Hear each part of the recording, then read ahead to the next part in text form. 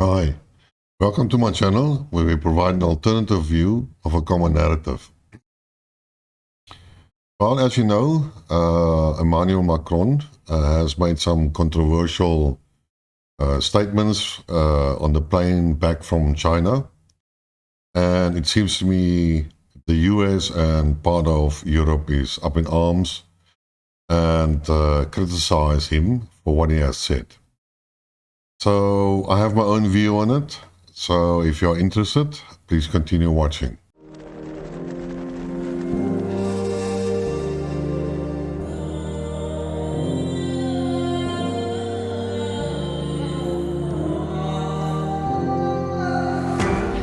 Welcome back to the channel.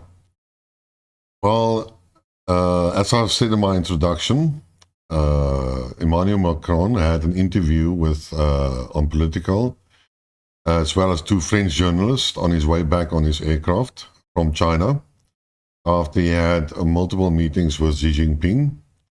And he was actually accompanied by Ursula von der Leyen, who apparently also saw Xi Jinping for a short while. But I'm not sure how she went back to Europe. So I'm not sure if she was on the French so-called Air Force One aircraft. In any case, before I even start with this interview or discussing this interview, I would just like to talk about the recent pension reforms that Macron has forced through in his own capacity and not allow the people to vote, neither to allow the parliament or the French parliament to vote on that. So he had a very authoritarian action, and typically, as the French are, they went to the streets and had mass demonstration. But this is typical France. It's not having mass demonstration is part of the, it seems to me, the French culture. And there are regularly demonstrations for various subjects, and they like to express their opinion on the street, which is fine. This is part of the democracy. But in this sense, I have to, and at this stage there are lots of strikes due to living standards deterioration in terms of economic slowdown and high inflation and all the other stuff that goes with it. And there are a number of strikes and also some, how you call it, weerstand, pushback against the Ukrainian war and so on. But that's not the point. The point I actually want to discuss about was the pension reforms. Now, if you don't know, Macron, the standard or the original pension age for French workers to go on pension was 62 years old. And now Macron has increased it by 2 years to 64 years. But just for instance sakes, the normal pension age across the world, say at average, or the most used form, is 65 years of age. So the French are already benefiting by going for 3 years earlier onto pension. And because, well, if you remember 2002, during the 2008 crisis, I believe, if I remember correctly, a lot of countries have increased their pension age from 65, the standard, to 67 years. But it seems to be France hasn't done it at that stage. And now it was, well, Macron feels it was necessary to finally apply to increase the retirement age by 2 years in France as well. So that comes like effectively 12, 14 years after the other countries have done. And the reason must be fairly obvious, but nobody actually talks about that. More than 50% of the French population works for the government in one form or another. Less than 30% work in the normal industry. So that means effectively the French government has a huge labor bill. And somehow it must have run out of money, or there is a future projection that it will show that they will run out of money, especially in the pension fund. Now, we all know pension funds are, to change the rules on that is very, very unpopular because most people work for their whole life for that and contributed and with the belief that they can have a good retirement when they finally go on, leave their work. So it is a sensitive subject, but I believe that Macron had no choice but to do it. So I cannot agree with all the negative views about this. Yes, it's not nice. It's not nice to suffer. It's not nice to have a reduction in your living standards or your future views and so on, or that you have to work harder. Nobody really wants it, but that's unfortunately the reality of today's life. Well, Macron probably could have done it in a different way and maybe made more media publications or explanation for that. He could have done a lot of political issues or political convincing of other parliamentary leaders, but seems to me he was I don't know what he was busy with, but he didn't do it, and now he has a little bit of backlash. But the backlash was necessary, so I have no qualms with that. And unfortunately, typical French, like I said, they demonstrate. That's what we see. So I wouldn't put too much value on that. So coming back to the Macron statement that he made. Now the short version is basically Macron seeks that Europe has to become more, how do you call it, strategic autonomous. That is the short version of it. And yes, Macron, when Angela Merkel was still in power in Germany, and France and Germany being the biggest two countries in Europe, or the most influential, effectively they ran basically the EU and made their statements and hopefully controlled Brussels to a certain extent. Macron had some support in terms of his ideas, because Angela Merkel was no puppet, and she did sometimes fight back against the influence of America and so on. So although I didn't like her per se, and I think she did a lot of wrong things and stuff like that, for that I will give her credit. But when Angela Merkel stepped down, Emmanuel Macron suddenly started to stand alone, because Olaf Scholz is a weakling. He's such a weakling that he's the leader of the biggest party, but the two most important portfolios in his government, the foreign affairs and the financial portfolio, were given to a smaller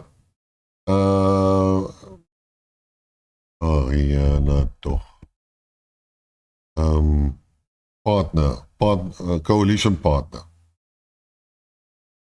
So, which I don't understand. Because whatever you say, those are the most important portfolios for any country. Because they can stuff up your external trade and your external relationships, which are important for your industry, and actually finance controls the government spending and programs and social programs and etc., etc. You don't give those things away to your coalition partners under no circumstances, but maybe even one, but he gave two to the Green Party, and now we see the results on that. So Olaf Scholz, sorry to say, is a very, very weak leader, and unfortunately Germany has to suffer on that. And unfortunately that puts Emmanuel Macron in a very isolated position. And then you find out that on a regular basis, say every 3 months or so, he makes these controversial statements. And I would always say, like, he makes these statements, checks around who supports him, and then if he can find somebody, then he will push it. But he's more or less isolated because there is no other strong leader, and himself is not a strong leader per se. He needs the assistance of the leader of a fairly powerful country, which at this stage seems to me is only France. And he's not strong enough to push through his own agenda. But just for the sakes, I thought I'll just mention some quotes, what he said. Basically, his pet theory of strategic autonomy for Europe, presumably led by France, to become a third superpower. He said the great risk Europe faces is that it gets caught up in crises that are not ours, which prevents it from building a strategic autonomy. That basically the influence he gets Europe gets subjects to typical influence of the US on the one side, and now we have also seen the influence of the Balkan states and Poland and so on, and that puts the big players like France and Germany into an uncomfortable position where they have to accept risk which they are not prepared to do. I mean, typical, like I said, the paradox would be that overcome with panic, we believe we are just America's followers. The question Europe needs to answer, is it in our interest to accelerate a crisis on Taiwan? No. The worst thing would be to think that we Europeans must become followers on this topic and take our cue from the US agenda and Chinese overreaction. Basically, he states he doesn't want to become a follower of America like a vassal state and just do what America states. And basically, Europe adopts the foreign policy of the US because that is clearly not to the benefit of Europe itself. And we can see it in the Ukrainian-Russian conflict, where the Europeans were encouraged to do severe sanctions against Russia, and thereby destroying their own access to cheap energy and a lack of energy and cancellation of exports and effectively damaging their own economy. As I've stated many times before, at the end of the day, it's all about money. And it's not only about money in terms of the oligarchs and so on, but it's also money and work for your industry in order to provide work and an income for your population, in order for your population to be happy and satisfied with your leadership, and therefore by re-electing you and you being able then to implement your ideas and your strategies in order to improve life for your country. That's another factor that goes by. At the end of the day, it's all about money. Anyway, guys, he's also said stability in the Taiwan Strait is of paramount importance. Oh, that was said by Ursula von der Leyen when she met Xi Jinping. Stability in the Taiwan Strait is of paramount importance. The threat, the use of force to change the status quo is unacceptable. Well, naturally, she probably means that China will invade Taiwan, but China has no real intention to do it unless he's forced to do it, unless it's the last only option. But you can also state in the same sentence that the use of force to change the status quo can also mean the Americans and the Europeans, in order by their military provocations in that of China vis-a-vis Taiwan. Anyway, so Xi Jinping reported to Ursula by saying anyone who thought they could influence Beijing on Taiwan was deluded. Well, we all have an opinion of Ursula von der Leyen. She's an idiot by a big margin. And apparently, Macron appears to agree with this assessment. Europeans, quote again from Macron, Europeans cannot resolve the crisis in Ukraine. How can we credibly say on Taiwan, watch out, if you do something wrong, we will be there. If you really want to increase tension, that's the way to do it. Meaning, if NATO and Europe cannot even resolve the issue of Ukraine and Russia, then what can it say to China regarding Taiwan? You first have to complete, or actually show that you are capable of resolving conflicts.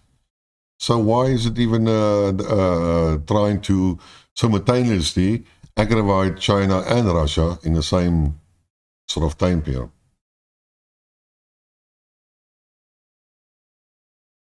In any case, so here was Macron also argued that Europe has increased its dependency on the US, and this is important, for weapons and energy, and must now focus on boosting European defense industry. He also suggested Europe should reduce its dependence on the extraterritorial of the US dollar, a key policy objective of both Moscow and Beijing. Basically, he states the core problems that Europe at this stage face. Remember, I asked ago, why did Europe gladly go with the US policy of isolating Russia to such an enormous extent that it is actually damaging Europe itself? And instead of having cheap access to cheap energy and a huge export market, they were accused of being too much reliant on Russia, and now they are too much reliant on the US. And the question is, why did they allow that? Were they just weak leaders? Yes, they are in most cases, but there must be some reasoning behind this. And the only reason I can think of is more or less three types of reasons. Firstly, Europe neglected throughout the years to develop its own military defense, military in defense. They have instead, they were usually accused of that they should spend 2% of their GDP on the military, which they never did. And by the way, Ursula von der Leyen was the Minister of Defense for Germany, and during her years, she neglected to do and actually broke down the German military to such an extent that it's not even a proper force anymore. You cannot even handle its responsibility of a small contingency in Latvia due to its NATO responsibilities. But that's the side point going in any case. The problem is that no country has basically developed the arms industry, although they had it. I mean, there were multiple weapon systems being developed and designed and built in Europe. So they had a fairly large industrial complex. So they have the technology and the capability. All they had to do is spend money of 2% and keep their military intact as a deterrent. But they failed to do it. They rather elected to allow the Americans to be their sort of protective umbrella. And what happens is they made them dependent on the military protection of America. And now they have to sort of listen to what they are saying, especially when it comes to Ukraine and Russia. The second one is they have still a problem with the dollar and the euro. That was actually why the euro was created, as a counterbalance against the dollar. But it seems to me that the interlinking of the banking system between the US and Europe is still very, very strong, and therefore they fear, and the banking system in Europe is not very stable and not very strong. In fact, the US banks are stronger than the US banks are stronger than the European banks, which makes them vulnerable by any financial threat that the US might use in order to make the European countries vassal states for the US. So that's the second reason. And I also believe that a lot of trade is still happening between Europe and America, and naturally it will have an impact on the trade of Europe itself. But that's a little bit less dangerous for the simple reason is that the economy of America is also not that strong either. It doesn't have the manufacturing capabilities. So as an economy, it is a lot weaker than what is daily talked about. So because it is being disguised as bullshit in any case. And I believe also the bank system is just as vulnerable as the European banks, if not more. But I'm not an expert on that. That is just what when I listen to experts and I hear them and I read them, is what more or less the idea that I get from their conclusions. So call it a summary of their conclusions. So these are the three things. And this is the thing that actually Macron wants to prevent. The conflict in Ukraine has now put Western Europe under so-called threat, which it isn't, but that is the perception. And because Europe hasn't got a strong military, they are still dependent on the US. And maybe that is why they are subjecting their will in the future to the US. But it doesn't sound to me that they are fighting or struggling too much. They are weakly allowing the story to happen. Now, again, this was Macron's effort to stimulate the debate again, get things going, and making Europe again independent of the US. But it will be a very difficult process. Now, naturally, I tried the whole morning to search for this video clip and I can't find it. But somewhere I watched the video clip as being part of another guy's video. I can't even find that guy's. I can't even remember who it was that showed it. But it was some senator or some political higher up in America. And he made a speech and he was going on against Emmanuel Macron. France is stabbing in betraying the US. It's stabbing in the back. And they can't do it, and no, they're not agreeing, and he's breaking up NATO, and it should be unity. But I had to laugh because it was really like emotional. This guy, he was actually believing what he was saying, but for some other reason he forgot about how the US and Britain stabbed France in the back with a nuclear submarine deal with Australia. But it seems to me people like to forget stuff like that. But you can really, this guy is excited and emotional about what France has done in Emmanuel Macron. And that shouldn't be allowed. And then, by the way, I see an article about, what's his, Ruby. Let me just get Rubini. What's his name? Marco Rubio. Yeah, Marco Rubio. Who actually says here, if Macron speaks for all of Europe, and the position now is they're not going to pick sides between the US and China over Taiwan, maybe we should basically say we're going to focus on Taiwan and the threats that China poses, and you guys in Europe handle Ukraine and Europe. This is Marco Rubio, a senator in the US. Has he forgotten who started the mess in Ukraine? Has he forgotten who wanted the war in Ukraine? Has he forgotten that Russia has also concerns? Who's the big thing about Ukraine? It's America. It's not the wish of the Europe to have a conflict in Ukraine, except, I will talk about it in another year, the new Europe, which means Poland, Romania and the Balkan states, etc., etc. But the old Europe definitely doesn't want this. Because why would they want that? Why would they want to cut off from cheap energy, export markets, hurt the economy, have high inflation, and be dependent on now on the US, who has no credibility, who's actually a very bad partner, where Russia always guaranteed gas flows. There is no guarantee that America will continue supplying this gas line on a regular and trustworthy and a reliable means and ways. But that's a different story in any case. So as you can see, these guys, I don't know what they are thinking.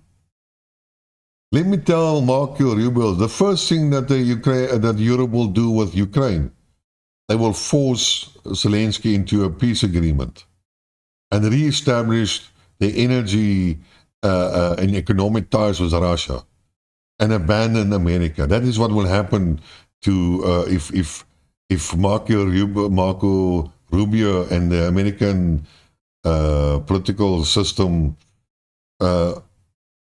thinks of implementing things like that. And who will be the leader? Well, Emmanuel Macron. and he will probably try to send forces with Olaf Scholz. And if not, then the other countries, which may be Italy and so on, or willing partners like the Hungary and Serbia and some of the weaker countries. Actually, I don't understand why Macron does not approach these other weaker states. Stuff Germany, they are gone. Maybe I should have some relationship with, what's her name, Meloni in Italy, Spain, Portugal. Get the small countries. Get some numbers in. And then force a change in the EU and in Brussels. But in this sense, I totally agree with Emmanuel Macron. And I know people are bad-mouthing him. He's small, he's weak, and all this stuff. But at least he's a leader that tries. And for that, you have to give him kudos. For trying, at least. Because nobody else is doing anything of any value. In any case, this is my story for today. Hopefully I didn't forget something to say, because usually I forget one or 2 points always and so on. And oh well, I can't now think about this. If I missed it, too bad. In any case, so until next time, cheers.